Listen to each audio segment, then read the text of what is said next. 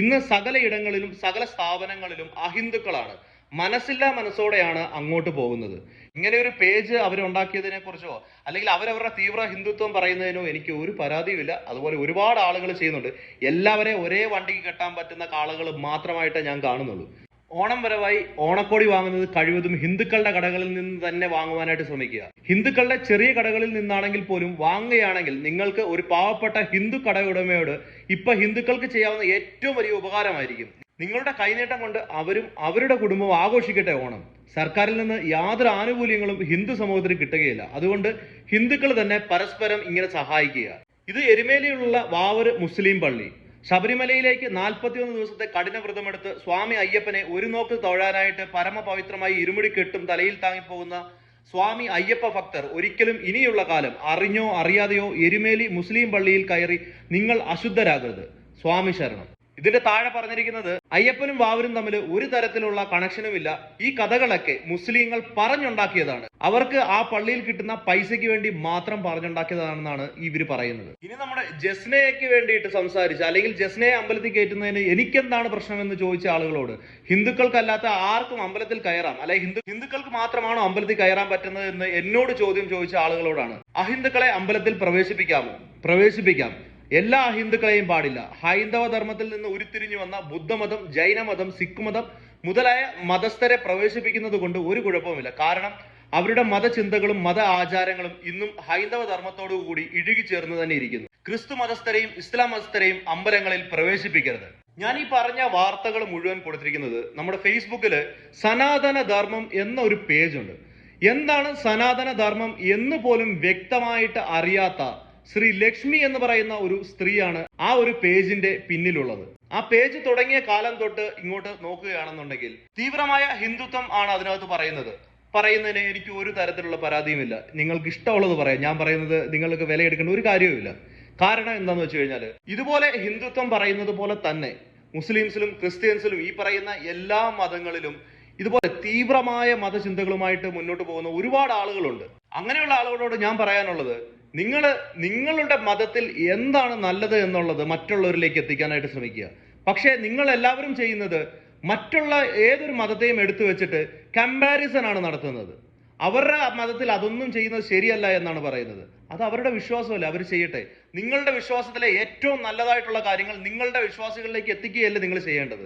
ഇപ്പൊ ഇസ്ലാം മതത്തില് പർദ്ദ ഇടുന്നതിനെ കുറിച്ച് കുറ്റം പറയുന്ന നിങ്ങൾ തുണിയില്ലാത്ത സ്വാമിമാരുടെ മണി തൊട്ട് വന്ദിക്കുന്ന ആളുകളാണെന്ന് തിരിച്ചൊരു ചോദ്യം ചോദിക്കുമ്പോൾ മിണ്ടാതെ പോകുന്ന അവസ്ഥയിലേക്ക് വരുന്നില്ലേ?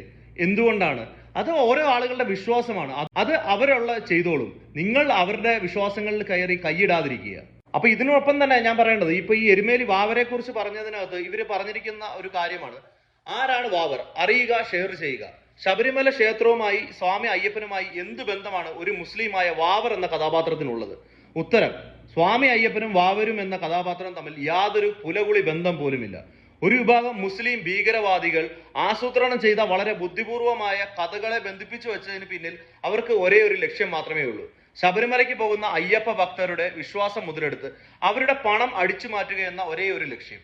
കോടിക്കണക്കിന് വരുന്ന ഹൈന്ദവ വിശ്വാസികൾ സ്വാമി ദർശനം നടത്താൻ ശബരിമലയിലേക്ക് പോകുമ്പോൾ അവരവിടെ നിക്ഷേപിക്കുന്ന കോടിക്കണക്കിന് രൂപയുടെ നല്ലൊരു പങ്ക് അടിച്ചു മാറ്റുക എന്ന ഒരു നിഗൂഢ ലക്ഷ്യം മാത്രമാണ്. അറിയുക, എരുമേലി മുസ്ലിം പള്ളിയിലും ഒപ്പം ശബരിമല ക്ഷേത്രത്തിലുമുള്ള വാവരുനടയിലും കോടിക്കണക്കിന് രൂപയുടെ കാണിക്കപ്പണം സർക്കാർ ഖജനാവിലേക്ക് പോകുന്നില്ല. അത് വായിച്ചപ്പോൾ എനിക്ക് പറയാനുള്ള ഒരു കാര്യം, നമ്മുടെ പ്രിയപ്പെട്ട ശശികല ടീച്ചർ ഇത്രയും നാള് ഏതൊരു ഇന്റർവ്യൂവിനകത്തും ചെന്ന് കഴിഞ്ഞാൽ പറയുന്ന ഏറ്റവും വലിയൊരു നുണയായിരുന്നു ശബരിമലയിലെ കാണിക്ക മുഴുവൻ സർക്കാർ അടിച്ചുകൊണ്ട് പോകുന്നു എന്ന്.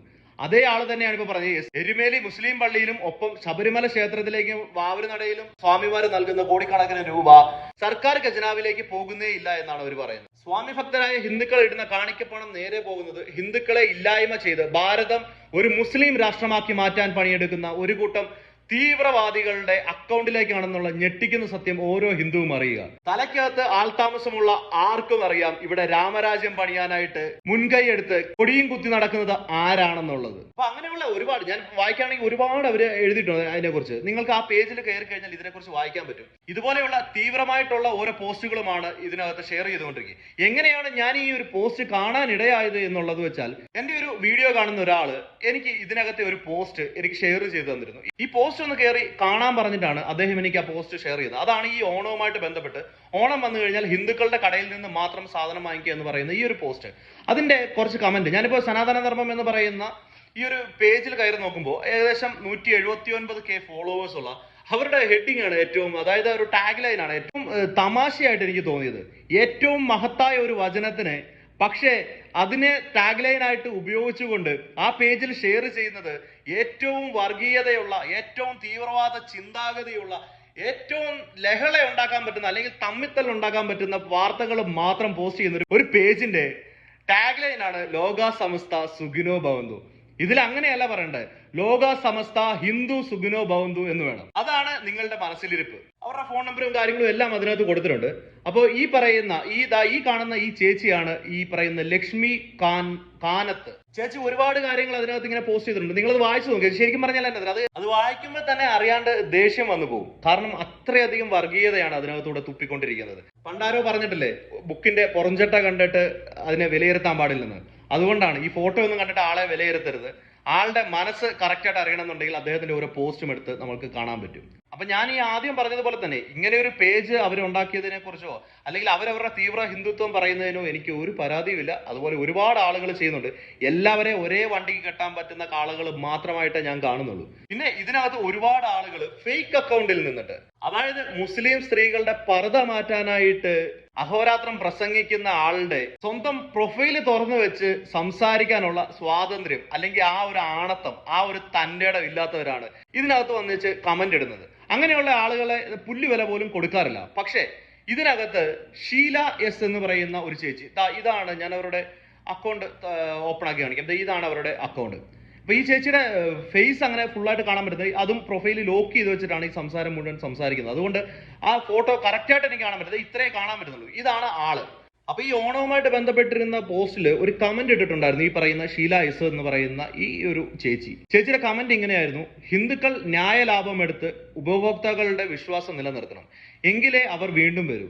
ഇന്ന് സകല ഇടങ്ങളിലും സകല സ്ഥാപനങ്ങളിലും അഹിന്ദുക്കളാണ്. മനസ്സില്ലാ മനസ്സോടെയാണ് അങ്ങോട്ട് പോകുന്നത്. ഹിന്ദുക്കൾ ഒത്തൊരുമിച്ച് എല്ലാ മേഖലയിലേക്കും വരണം. ശരി, ആയിക്കോട്ടെ. ഞാൻ ചേച്ചിക്ക് അപ്പൊ തന്നെ ഒരു കമന്റ് തിരിച്ചിട്ടു. ചേച്ചി ആശുപത്രിയിൽ പോകുമ്പോഴോ കുറച്ച് രക്തം ആവശ്യം വരുമ്പോഴോ ഈ മനസ്സില്ലാ മനസ്സാണോ കാണുന്നത്? റോഡിലൂടെ സൂക്ഷിച്ചു പോകുക. ഇടിക്കുന്ന വണ്ടിക്ക് ഹിന്ദു എന്നോ അഹിന്ദു എന്നോ ഇല്ല. എടുത്തോണ്ട് പോകുന്നവന്റെ മതം പ്രശ്നമായാൽ ചേച്ചി കഴുത്തിൽ ഇങ്ങനെ കെട്ടിത്തൂക്കുക. എന്നെ ഈ പോകുന്ന പോക്കിൽ എന്ത് സംഭവിച്ചാലും ഹിന്ദുക്കൾ മാത്രം എടുക്കുക. ഹിന്ദുവിന്റെ വണ്ടിയിൽ കയറ്റി ഹിന്ദുവിന്റെ ആശുപത്രിയിൽ ഹിന്ദു ഡോക്ടറും ഹിന്ദു നേഴ്സും നോക്കി ഹിന്ദു രക്തം മാത്രം കയറ്റി എന്നെ രക്ഷിച്ചാൽ മതി. അവര് തന്നിരിക്കുന്ന റിപ്ലൈ എന്താണെന്ന് വെച്ച് കഴിഞ്ഞാല് അങ്ങനെ തന്നെ മതി, അല്ലാതെ മറ്റുള്ളവർ കൊണ്ടുപോയി മതം നോക്കി ഉള്ള ജീവനും തല്ലിക്കൊന്ന് കീറിമുറിച്ച് അവയവ മാഫിയ നടത്തിയത് ഈ മതേതരൻ അറിഞ്ഞില്ലേ? ആവോ അമ്മമാരുടെ ഗർഭപാത്രം വരെ നശിപ്പിക്കുന്നത് അറിഞ്ഞോ ആവോ? ഏത് ലോകത്താണോ മതേതര എന്നുള്ളത് മതേത്ര, ഓക്കെ, മതേതര എന്നാണ് അവർ ഉദ്ദേശിച്ചതെന്ന് എനിക്ക് മനസ്സിലായി. പിന്നെ അതിന്റെ താഴെ ദേവദേവൻ എന്ന് പറഞ്ഞിട്ട് ഒരുത്തൻ ഇട്ടിട്ടുണ്ട്. അത് എന്താ പറയുന്നത്, ഫേക്ക് ഐഡിയിൽ നിന്ന് വന്നിച്ച് ചിലയ്ക്കുന്ന തീട്ടത്തിന്റെ വിലയില്ലാത്തവന്മാരെ കണക്ക് കൂട്ടുന്നില്ല. അത് ആ വഴിക്ക് പൊക്കോട്ടെ. അപ്പൊ ഞാൻ ചേച്ചിയോട് ചോദിച്ചു, ഗുജറാത്തിൽ നടന്ന സംഭവമാണോ ചോദിച്ചപ്പോ അല്ല. നമ്മള് ഗുജറാത്തില് പൂർണ്ണ ഗർഭിണിയായ സ്ത്രീയുടെ ഗർഭപാത്രം ശൂലം കുത്തി കീറിയ കഥയൊക്കെ നമ്മൾ കേട്ടിട്ടുള്ളതല്ലേ. അപ്പൊ ചേച്ചി പറഞ്ഞ കേരളത്തിലാണ് നടക്കുന്നത്. ചേച്ചി എന്നിട്ട് എനിക്കൊരു ലിങ്ക് ഇട്ട് തന്നിരുന്നു. ആ ലിങ്ക് എന്താണെന്നുള്ളതാണ് അതിലെ ഏറ്റവും വലിയ കോമഡി. എന്തുകൊണ്ടാണ് ചേച്ചി ഇങ്ങനെ ആയി മാറാനുള്ള കാരണം എന്നുള്ളതാണ് ആ ലിങ്കിനകത്തുള്ളത്.